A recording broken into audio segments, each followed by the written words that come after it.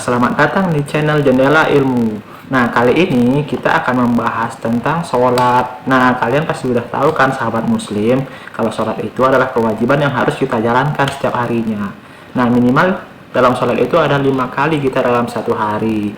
Nah, bagaimanakah, apakah yang akan saya jelaskan itu? Nah, di sini saya akan menjelaskan pengertian sholat, syarat sah sholat, rukun sholat, yang membatalkan sholat, dan lain-lain. Nah, bagaimanakah ilmu yang akan saya sampaikan kali ini? Maka simak video ini hingga akhir ya.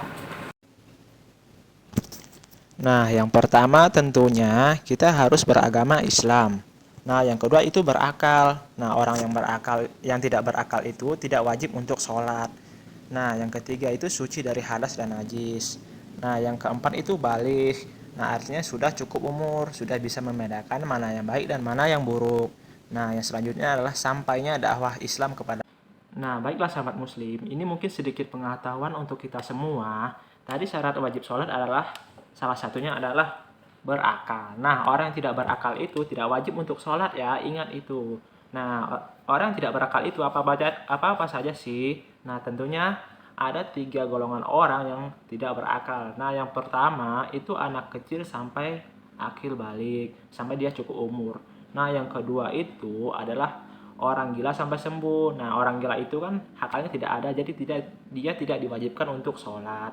Nah, yang ketiga ini adalah orang tidur sampai dia bangun. Nah, orang tidur tentunya juga tidak memiliki akal karena dia tidak dalam alam bawah sadarnya. Nah, begitulah sedikit pengetahuan tentang 3 golongan orang yang tidak ada akalnya. Oke sahabat muslim, kita lanjut ke materi kita. Nah, tadi ada syarat wajib sholat, sudah kita bahas di atas. Dan juga saya sudah memberikan sedikit penjelasan tentang orang yang tidak ada akalnya atau tidak memiliki akal. Nah, kali ini juga ada syarat sah sholat. Nah, yang pertama itu suci dari hadas besar dan hadas kecil. Nah, yang kedua itu suci pakaian.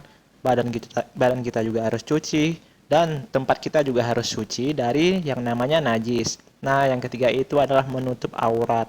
Nah, yang keempat adalah sudah Nah, sahabat muslim, salah satu syarat sah sholat itu kita harus terbebas dari yang namanya najis, harus suci dari najis. Nah, untuk pengetahuan tentang najis itu tergolong menjadi 3. Nah, yang pertama adalah najis mukhafafah atau yang disebut dengan najis ringan. Nah, najis jenis ini kita cukup memercikan air kepada tempat atau badan kita yang terkena najis itu. Nah, najis ini sendiri adalah contoh najis ini yaitu air kencing bayi laki-laki yang belum makan apa-apa kecuali air susu ibunya. Nah, yang kedua itu adalah najis mutawassithah atau najis ringan, tidak berat dan tidak kecil. Najis sedang maksud saya, najis sedang. Nah, najis mutawassithah ini terbagi menjadi 2 lagi, yaitu ada yang nyata dan ada yang tidak nyata. Nah, untuk yang nyata ini jelas baunya, zatnya itu bisa dicium dan dilihat oleh mata kita. Nah, contohnya itu adalah kotoran, darah, dan lain sebagainya lagi. Nah, untuk yang tidak terlihat dari najis mutawassithah ini, itu adalah bekas dari najis itu yang masih ada baunya, tapi tidak terlihat oleh mata kita lagi ya sahabat muslim. Nah, contohnya adalah bekas air seni. Nah, yang ketiga adalah najis yang paling berat, yaitu najis mughaladah. Nah, najis ini ada pada air liur babi dan anjing. Nah, jika kita terkena air liur babi dan anjing, maka cara kita membersihkan najis itu adalah dengan cara mencucinya dengan air sebanyak 7 kali. Nah, dan salah satu dari air itu harus kita campur dengan tanah. Nah, sekianlah pengetahuan tentang macam-macam najis. Nah, sahabat muslim, selain kita harus terbebas dari najis, harus suci dari najis, kita juga harus menutup aurat kita kalau sholat kita ingin sah. Nah, untuk batasan-batasan aurat, untuk laki-laki sendiri itu batas auratnya adalah dari pusar hingga lutut. Nah, untuk perempuan, auratnya itu adalah dari ujung rambut sampai ujung kaki. Yang boleh terlihat itu hanyalah muka dan juga telapak tangan, tapi ini juga boleh terlihat. Nah, selain itu untuk perempuan tidak boleh terlihat lah, baik itu rambut atau apa, atau lengannya atau bagian kaki bagian atas betis. Nah, itu tidak boleh terlihat ketika kita sedang melaksanakan sholat, atau tidak, sholat kalian akan batal. Ini khusus untuk perempuan. Nah, untuk laki-laki, kita untuk batas aurat kita hanya. Nah, oke sahabat muslim, kita masuk ke materi lagi. Nah, barusan saya sudah menjelaskan tentang macam-macam najis dan juga batasan-batasan aurat, baik itu untuk laki-laki maupun untuk perempuan. Nah, selanjutnya yang akan kita bahas di sini adalah waktu-waktu sholat. Nah, ini adalah waktu-waktu sholat wajib. Nah, yang pertama itu adalah sholat subuh. Waktu dari sholat subuh adalah dari munculnya fajar shodiq sampai terbitnya matahari. Nah, yang selanjutnya itu adalah sholat zuhur. Nah, sholat zuhur dimulai dari condongnya matahari sampai bayangan melebihi tubuh kita. Nah, itu batasan untuk sholat zuhur. Nah, untuk sholat asar sendiri, dari berakhirnya sholat zuhur sampai terbenamnya matahari, atau dari bayangan melebihi tubuh kita, panjangnya melebihi tubuh kita, sampai terbenamnya matahari. Oke sahabat muslim, untuk sholat maghrib itu sendiri, dari terbenamnya matahari sampai hilangnya cahaya merah matahari dari langit. Nah, sampai langit memang benar-benar gelap, sudah memasuki waktu malam. Itulah akhir dari batasan sholat maghrib. Nah, untuk sholat isya, dari hilangnya cahaya merah atau memang sudah waktunya malam, itu sampai terbitnya fajar, sampai sebelum waktu subuh itu dimulai. Oke sahabat muslim, kita lanjut. Nah, untuk pembahasan selanjutnya adalah rukun sholat. Nah, apa-apa saja rukun sholat ini? Nah, yang pertama itu niat. Niat itu harus di dalam hati ya sahabat muslim. Niat itu letaknya di hati atau di kolbu. Nah sahabat muslim, salah satu rukun dalam sholat itu adalah niat. Nah, niat ini ada pendapat dari 4 mazhab ya sahabat muslim. Seperti yang kita tahu, ada 4 mazhab yang kita kenal, yaitu mazhab Hanafi, mazhab Maliki, mazhab Syafi'i, dan mazhab Hambali. Nah, di sini ada 2 pendapat. Nah, yang pertama itu ada mazhab Syafi'i, di mana itu letak niat.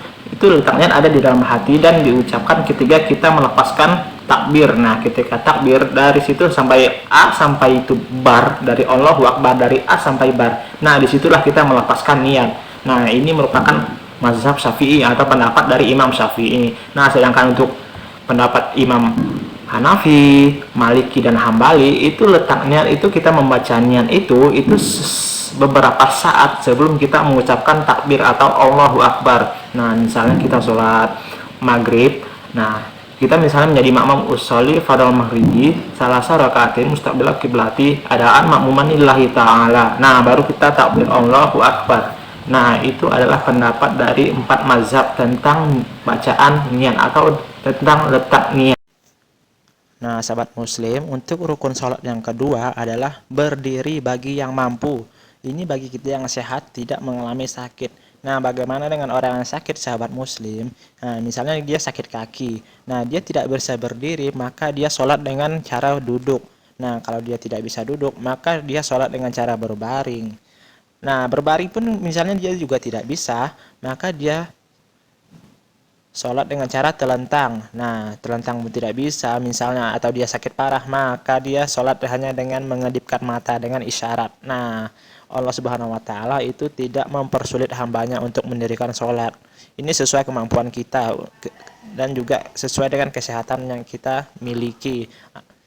Nah, bagi kita yang sehat walafiat, maka kita berdiri bagi yang mampu. Nah, kita harus berdiri dalam melaksanakan sholat. Ini adalah salah satu rukun sholat. Nah, baiklah sahabat muslim, untuk rukun sholat yang selanjutnya adalah takbiratul ihram. Nah, oke, kita lanjut sahabat muslim. Nah, yang keempat adalah membaca Al-Fatihah. Nah, ini salah satu juga rukun sholat. Nah, sahabat muslim, untuk kita membaca Al-Fatihah harus benar-benar diperhatikan dengan benar ya. Harus teliti tajwidnya, makhrajnya. Nah, untuk makmum, bagi yang kita sholat berjamaah, untuk makmum itu ada 3 pendapat tentang Al-Fatihah dari 4 mazhab, yaitu Hanafi, Maliki, Syafi'i, dan Hambali. Nah, untuk pendapat Imam Hanafi atau mazhab Hanafi, itu makmum tidak perlu membaca Al-Fatihah. Kenapa? Karena dia ada dalil dalam hadis al-imamun junnah. Nah, karena artinya itu adalah imam penanggung jawab, maka semua bacaan makmum itu di-cover oleh imam. Nah, di sini imamlah yang bertanggung jawab atas bacaan makmum. Nah, yang kedua itu adalah pendapatnya Imam Maliki. Nah, di sini tengah-tengah antara pendapat Imam Hanafi dan Imam Syafi'i. Nah, pendapat dari Imam Maliki ini, kalau Al-Fatihahnya itu zahar, jelas diucapkan oleh imam, nah, misalnya pada sholat subuh, sholat maghrib, dan sholat isya, maka si makmumnya itu tidak perlu membaca Al-Fatihah karena dia sudah mendengar Al-Fatihah yang diucapkan oleh imam. Nah, bagaimana kalau Al-Fatihahnya itu syir atau tidak jelas atau tidak kedengaran oleh makmum itu? Nah, misalnya pada sholat zuhur dan sholat asar. Nah, kata Imam Maliki, maka di sini sang makmum itu wajib membaca Al-Fatihah karena dia tidak mendengar bacaan Al-Fatihah imam. Nah, pendapat yang ketiga adalah pendapat Imam Syafi'i. Nah, Imam Syafi'i dalam di sini kita wajib membaca Al-Fatihah baik itu tidak terdengar maupun juga terdengar, karena dalam hadis dikatakan jika Al-Fatihahnya kita tidak benar, maka sholat kita itu tidak diterima atau batal. Nah, sekianlah penjelasan tentang Al-Fatihah untuk makmum dari pendapat 4 mazhab ini, sahabat muslim. Nah, oke sahabat muslim, untuk rukun sholat yang selanjutnya adalah ruku disertai tumak ninah. Nah, apa di sini tumak ninah? Nah, tumak ninah itu adalah kita berjeda sedikit sebelum kita membaca. Nah, menurut yang saya baca, tumak ninah yang sempurna itu adalah jedanya seperti lamanya kita mengucapkan kalimat subhanallah. Nah, itu adalah tumak ninah yang sempurna, minimal. Nah, jangan terburu-buru karena di dalam hadis Nabi pernah menyuruh orang untuk mengulangi sholatnya dan terus diulangi karena dia tidak tumak ninah. Nah, untuk rukun sholatnya selanjutnya adalah i'tidal disertai tumak ninah juga ya sahabat muslim. Nah, yang selanjutnya untuk rukun sholat adalah sujud disertai tumak ninah. Kemudian duduk di antara dua sujud disertai tumak ninah. Nah, dengan kita membaca Rabbighfirli warhamni wajaburni warfa'ni warzuqni wahdini wa'afini wa'fu'anni. Nah, untuk rukun sholat yang selanjutnya adalah duduk akhir, kita membaca at-tahiyatul. Nah, di sini kita membaca at-tahiyatul berkata shalawatulillah sampai akhir. Nah, untuknya selanjutnya adalah bersolawat kepada Nabi Muhammad SAW. Nah, di sini juga ada dalam kalimat at-tahiyatul kita. Nah, asyhadu an la ilaha illallah, asyhadu an la ilaha illallah, asyhadu anna Muhammadar Rasulullah, Allahumma shalli ala sayyidina Muhammad wa ala ali sayyidina Muhammad. Nah, untuk yang selanjutnya adalah salam. Nah, ini juga termasuk rukun sholat. Nah, ini yang terakhir rukun sholat adalah tertib, yaitu berurutan dari pertamanya niat hingga salam. Nah, sahabat muslim, ketika kita membaca tasyahud, maka ada waktunya kita untuk mengangkat telunjuk kita. Nah, dari 4 mazhab ini pendapatnya masing-masing berbeda. Nah, kita mayoritas di Indonesia kita selalu menggunakan mazhab Syafi'i. Nah, saya akan menjelaskan 4 perbedaan untuk mengangkat telunjuk pada 4 mazhab ini. Nah, mazhab yang tertua adalah mazhab Imam Hanafi. Nah, pendapat Imam Hanafi, dia itu adalah angkat sekali, turun sekali, yaitu at-tahiyatu mubarakatuh salawat thayyibatulillah. Assalamualaikum ayuhan nabi warahmatullahi wabarakatuh. Assalamualaikum wa ala ibadillahi sholihin. Asyhadu an la ilaha illallah. Nah, dia angkat sekali, turun sekali. Nah, untuk yang selanjutnya adalah mazhabnya Imam Maliki. Nah, dari Imam Maliki ini berpendapat ketika kita mengangkat telunjuk dari mulai at-tahiyatu sampai salam itu bergerak, telunjuk kita tuh bergerak. Nah, at-tahiyatu mubarakatuh salawatu thayyibatillah. Assalamualaikum ayuhan nabi warahmatullahi wabarakatuh. Assalamualaikum wa ala ibadillahi sholihin. Asyhadu an la ilaha illallah wa asyhadu anna Muhammadar Rasulullah. Allahumma shalli ala sayyidina Muhammad sampai salam ya sahabat muslim. Nah, itu adalah pendapat dari Imam Maliki.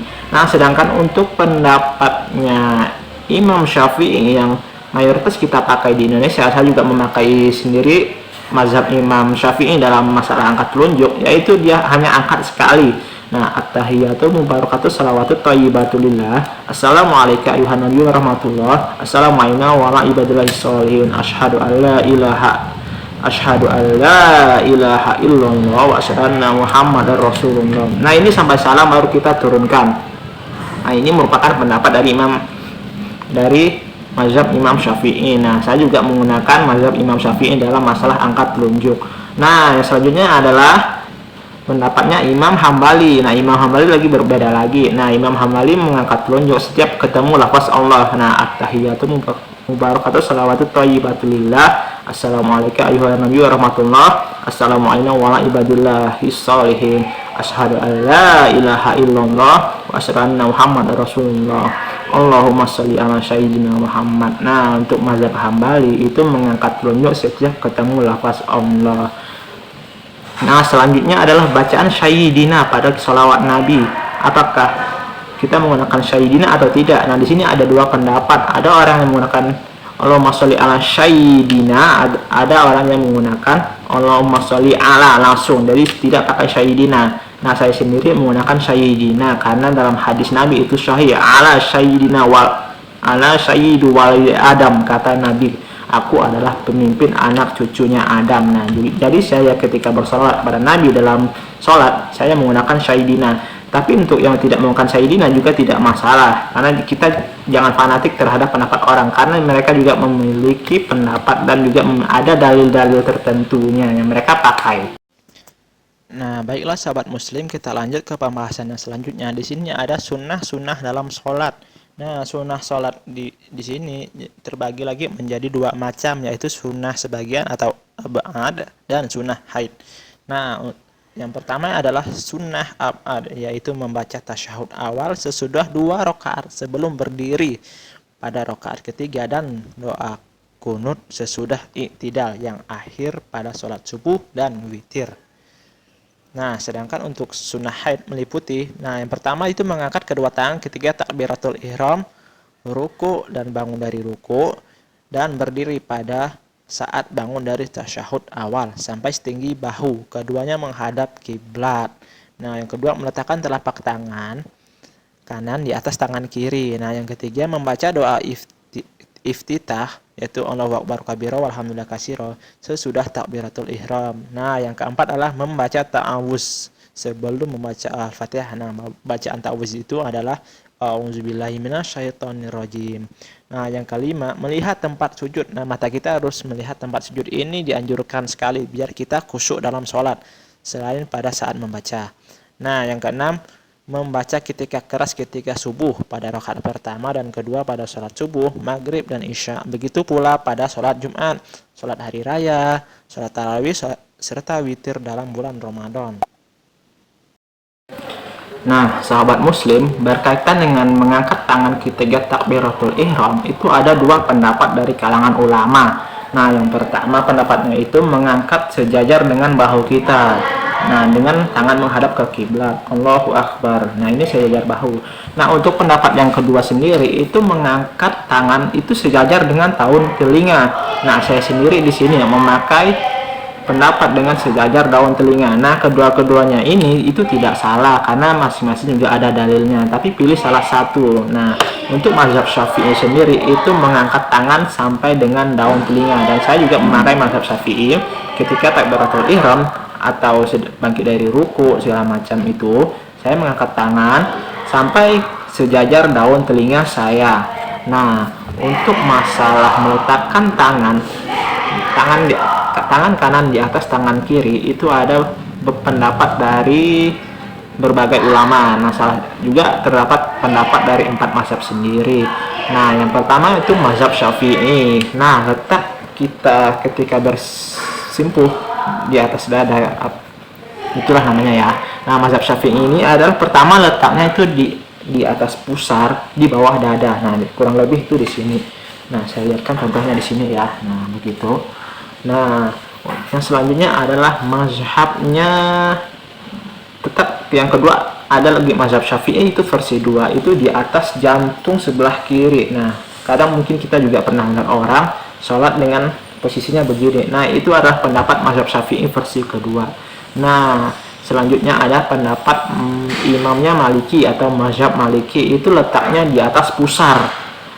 Nah, itu untuk mazhab Maliki. Nah, Maliki ini biasa mayoritas dilakukan oleh orang-orang Maroko di sana karena orang-orang Maroko itu mayoritasnya bermazhab Maliki. Nah, mazhab Maliki ini juga memiliki dua versi. Tadi itu versi pertama. Untuk versi keduanya itu tangan tidak berada di mana-mana, hanya diluruskan selurus badan saja.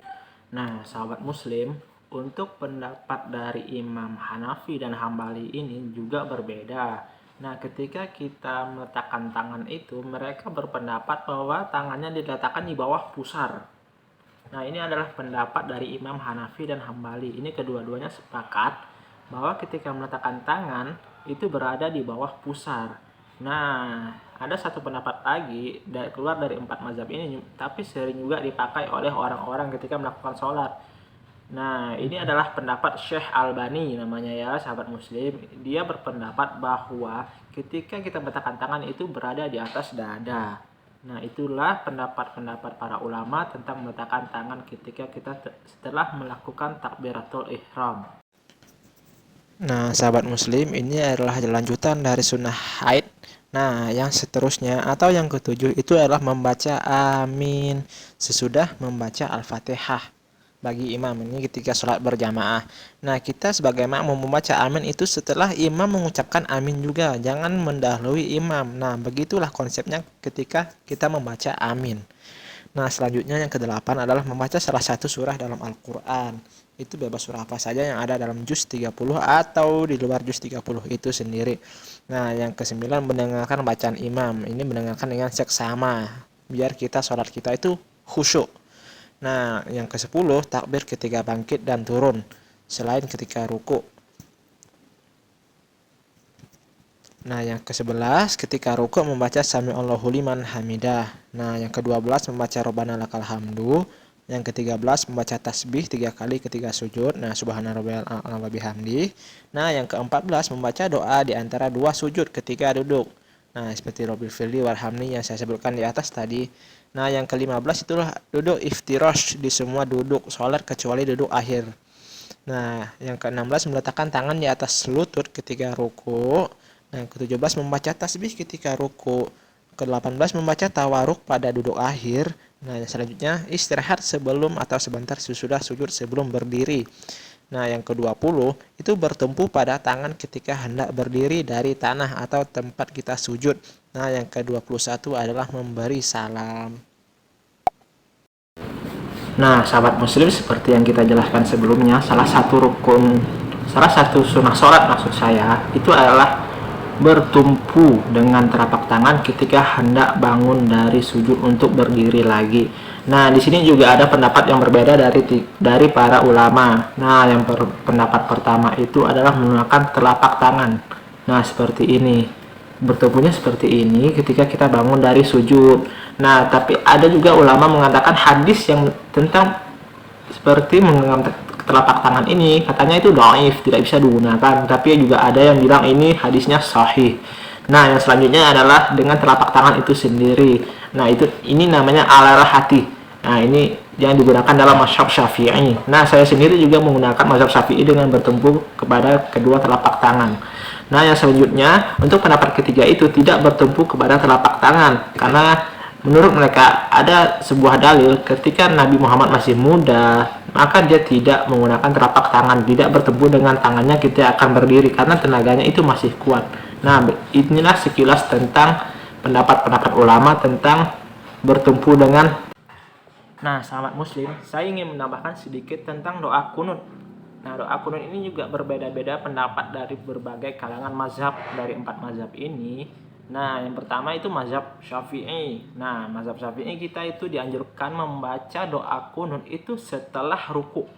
Nah, setelah ruku, setelah kita walakal hamdu min samawati wal ard membaca itu, nah kita mulailah membaca doa kunut Allahumma hdina fiman hadait wa afina fiman afat wa tawallana fiman tawallait wa barik lana fima a'tait.